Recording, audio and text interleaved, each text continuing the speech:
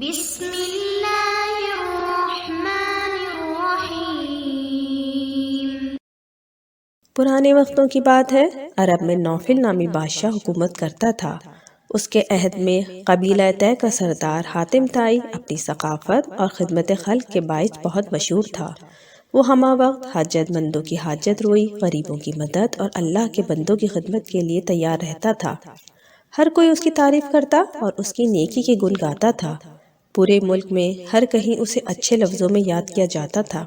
نوفل کو اس کے ساتھ خدا واسطے کا بیر ہو گیا۔ وہ اس سے جلتا تھا کہ بادشاہ نہ ہوتے ہوئے بھی اس کی شہرت بادشاہ سے زیادہ ہے۔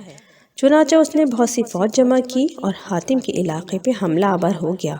حاتم نے جب سنا کہ بادشاہ نے اس کے علاقے پہ چڑھائی کر دی ہے تو یہ سوچ کے کہ کوئی خون خرابہ نہ ہو اور بے گناہ لوگ نہ مارے جائیں، وہ شہر چھوڑ کر چلا گیا اور کسی پہاڑ کی کھو میں چھپ گیا۔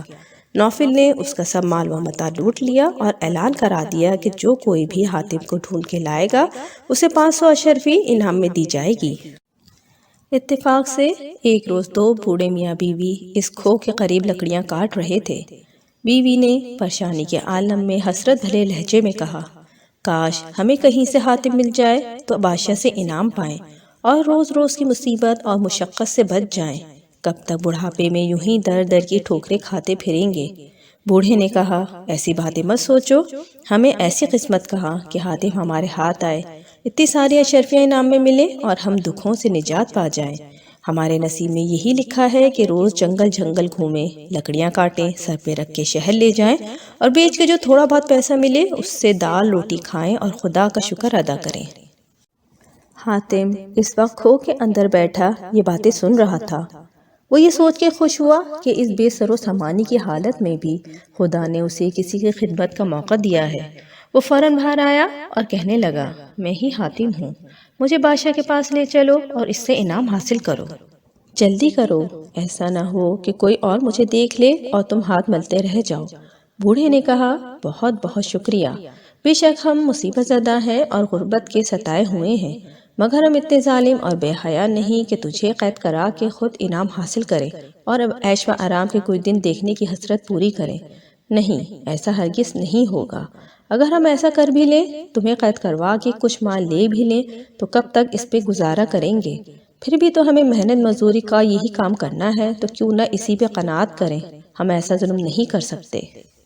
حاتم نے کہا، یہ ظلم نہیں ہے، میں تو خود اپنی خوشی سے تمہارے ساتھ جا رہا ہوں، بلکہ یہ تو تمہارا مجھ پہ احسان ہوگا کہ تم بے سر و سامانی کے عالم میں بھی مجھے نیکی اور خدمت کا ایک موقع فراہم کر رہے ہو۔ جب بوڑھا کسی طرح بھی رضامند نہ ہوا تو حاتم نے کہا، اگر ایسا ہی ہے تو میں خود بادشاہ کے پاس جاتا ہوں اور اسے بتاتا ہوں کہ اس بوڑھے نے مجھے چھپایا ہوا تھا، اس صورت میں تمہیں سزا بھگتنا پڑے گی۔ بوڑھا اور حاتم اس بحث میں مصروف تھے کہ بہت سے لوگ جمع ہو گئے اور حاتم کو پکڑ کر بادشاہ کے پاس لے گئے۔ بوڑھا اور بڑھیا بھی روتے ہوئے ان کے ساتھ ساتھ چلتے گئے۔ جب بادشاہ کے دربار میں پہنچے تو ہر کوئی دعویٰ کر رہا تھا کہ حاتم کو اس نے پکڑا ہے، اس لیے وہی انعام کا مستحق ہے۔ جب بادشاہ نے یہ صورتحال دیکھی تو اس کے لیے فیصلہ کرنا مشکل ہو گیا کہ اصل میں حاتم کو پکڑ کر لانے والا کون ہے۔ اس نے حاتم سے کہا کہ وہی بتلائے کہ اسے پکڑ کے لانے والا کون ہے۔ اس پہ حاتم نے کہا، بادشاہ سلامت، اگر سچ پوچھیں تو وہ بوڑھا جو سب سے الگ ایک طرف چپ چاپ کھڑا ہے مجھے پکڑ کے آپ کے دربار میں لایا ہے، باقی سب لوگ تو انعام کے لالچ میں جھوٹ بول رہے ہیں۔ تب بوڑھے نے کہا، بادشاہ سلامت، حقیقت تو یہ ہے کہ میں تو اسے پکڑ کے نہیں لایا، یہ خود آیا ہے۔ ہم دونوں میاں بیوی جنگل میں لکڑیاں کاٹ رہے تھے کہ میری بیوی نے یوں ہی کہہ دیا کہ اگر حاتم ہمیں مل جائے تو بادشاہ سے انعام پائیں اور ہمارے دن بھی پھر جائیں۔ حاتم یہ بات سن کے پہاڑ کی کھو سے باہر آ گیا اور اصرار کرنے لگا کہ مجھے بادشاہ کے پاس لے جاؤ اور انعام حاصل کر کے روز روز کی مشقت سے نجات حاصل کرو۔ جب ہم کسی بھی طرح اسے آپ کے پاس لانے پر رضامند نہ ہوئے تو یہ خود ہی آپ کے پاس آنے کے لیے چل پڑا۔ دوسرے لوگ تو یوں ہی ساتھ آ گئے اور اب اسے پکڑ کر لانے کے جھوٹے دعوے کر رہے ہیں۔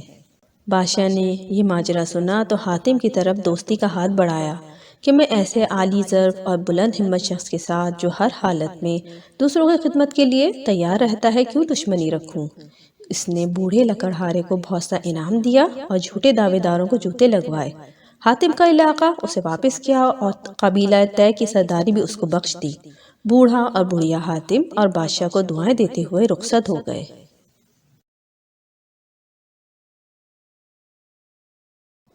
دنیا میں بے شمار انسان گزرے ہیں، مگر کچھ انسان ایسے بھی ہیں جو اپنی کسی خوبی کی وجہ سے ایک مثال بن گئے ہیں۔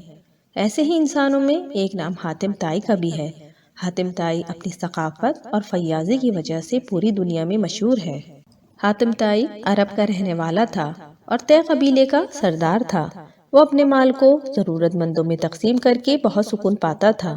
ایک سال عرب میں ایسا قحط پڑا کہ زمین سوکھ کر پھٹ گئی، فضا گرد آلود ہو گئی، جانوروں پر بھی قحط کا برا اثر پڑا۔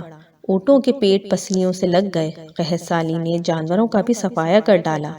ایک انتہائی سرد رات میں جو قحط کی وجہ سے اور بھی طویل محسوس ہو رہی تھی، حاتم کے بچے عبداللہ اور عدی بھوک سے بلبلا رہے تھے۔ حاتم بچوں کی حالت دیکھ کے بہت پریشان ہوا اور بچوں کو بہلانے کے جتن کرنے لگا۔ حاتم کی بیوی بھی بھوک اور نقاہت سے نڈھال تھی۔ حاتم اس کی بھی دلجوئی کر رہا تھا اور اسے تسلی دے رہا تھا کہ مشکل کی یہ گھڑی بہت جلد ٹل جائے گی۔ نیند اس کی آنکھوں سے بہت دور تھی، مگر حاتم کی بیوی بچوں کو تھپک تھپک کر خود بھی جھوٹ موٹ سو گئی۔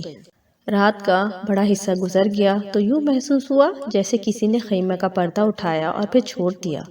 حاتم نے کہا، کون ہے؟ ایک عورت کی آواز آئی، میں آپ کی پڑوسن ہوں۔ میں اپنے بچوں کو چیختا چلاتا چھوڑ کر تمہارے پاس آئی ہوں۔ مجھے اس کے سوا اور کوئی راستہ دکھائی نہ دیا۔ حاتم تم بہت سخی ہو، میرے بچوں پر رحم کرو، خدارا انہیں مرنے سے بچا لو۔ انہوں نے 2 دن سے کچھ نہیں کھایا، وہ بھوک سے بلک بلک کر مر جائیں گے۔ میں بڑی امید لے کر تمہارے پاس آئی ہوں، مجھے نا امید نہ کرنا۔ حاتم نے کہا، جاؤ تم اپنے بچوں کو یہاں لے آؤ۔ تھوڑی دیر بعد وہ عورت 2 بچوں کو گود میں اٹھائے اور 4 بچوں کو خود سے لپٹائے چلی آئی۔ حاتم نے اٹھ کے اپنے پیارے گھوڑے کو ذبح کیا، کھال ادھیڑی، چھری عورت کے ہاتھ میں دی اور آگ جلائی۔ پھر سب آگ کے گرد جمع ہو گئے اور گوشت بھون بھون کر کھانے لگے۔ حاتم قبیلے کے ہر گھر میں پہنچا اور سب کو دعوت دی، لوگوں اٹھو، آگ کے پاس پہنچو۔ تھوڑی دیر میں سب اکٹھے ہو گئے اور اپنی بھوک مٹانے لگے۔ وہ چادر میں لپٹا ہوا ایک طرف بیٹھا رہا اور گوشت کھانے والوں کو چپ چاپ دیکھ کے خوش ہوتا رہا۔ اس نے خود گوشت کی ایک بوٹی بھی نہ چکھی، حالانکہ وہ سب سے زیادہ بھوکا تھا۔ صبح ہوتے ہوتے اس گھوڑے میں سوائے ہڈیوں کے اور کچھ باقی نہ رہا، مگر حاتم کا دل بھوکوں کی مدد کر کے خوشی سے پھولے نہ سما رہا تھا۔